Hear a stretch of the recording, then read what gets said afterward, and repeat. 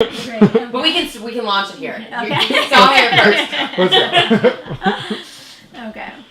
Let me think of a couple of examples. Okay, I'm just going to talk about one for a little bit, okay? And then tell me when, after this one, maybe I'll change again.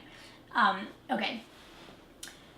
You know that feeling when you feel urgent or compelled, like you have to do something right now? Like you're in the middle of something and you hear your phone beep and you get a text and you feel like you have to check it right now, or you are in the middle of doing something and then the phone rings and you feel like I have to answer it right now. You could be in the middle of davening and you get that feeling like, oh my gosh, I have to rush because I'm going to be late. Or I used to get it a lot, like when I was putting my kids to bed. It was like, we gotta go. You could have been getting out to school in the morning also. There's this feeling, it's like a compelling urgency that kind of like I lived in 24/7 before I had any understanding of the principles. And if you had asked me, I would not have ever known that it was a thought-created experience. I would have been like, life makes that happen. You got a lot of little kids and you got to get them out to school. You got to get them in bed. There's a lot of chaos going on. There's rushing. You have work to do and emails to send. And I would have had no idea that this feeling, I would have been blaming it on my kids in my life. I would have had no idea that it was a thought-created feeling. When I started learning the principles and started learning that, well, all feelings come from thought, which means if I'm feeling urgent, something happened in that moment that the flow kind of brought in this thought. And I started realizing that this sense of urgency and compelling, I used to think it was a reflection of my life. And now I've woken up to it's a reflection of my state of mind. And when my state of mind settles, that feeling of urgency and compelling sort of settles. And when my mind is really racy and busy, that feeling of urgency and compelling kind of gets even stronger.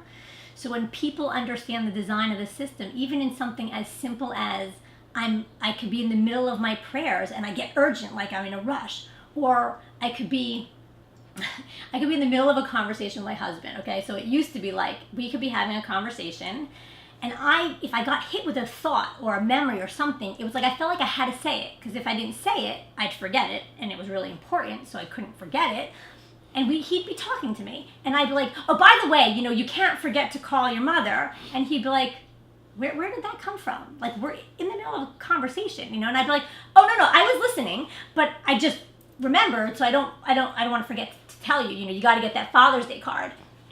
And he would be baffled. It would happen all of the time. And I had no idea, because I was living in this, like, it has to be done now, and I have to say it now. So as I started learning this and started, like, settling and kind of learning to listen not to that chit-chatter voice that was like, do it now. As the system, as I experimented with letting the system sort of settle, I started noticing that I'd get hit with that thought, like, say something, like I gotta remind him, and then I'd kind of be like, oh, that's that voice, like, you don't have to do it right now. I know it looks like you do, but I started waking up to that's a thought that you have to answer him right now. And if I wait it out, that intensity kind of passes. And I remember having this one conversation in the kitchen, and I had the sense like I had this personal goal of I wanted to spend more time with him. I wanted us to be communicating more. And I just have this memory. He came in while I was cooking or doing something in the kitchen, and he's talking to me.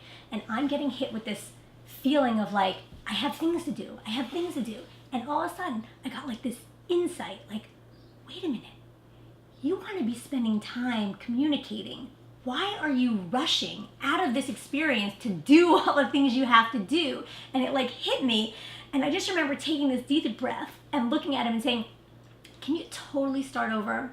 Like, I didn't really hear anything that you said because I was busy thinking there were so many things I have to do and you're kind of in my way right now. And I totally want to be here with you.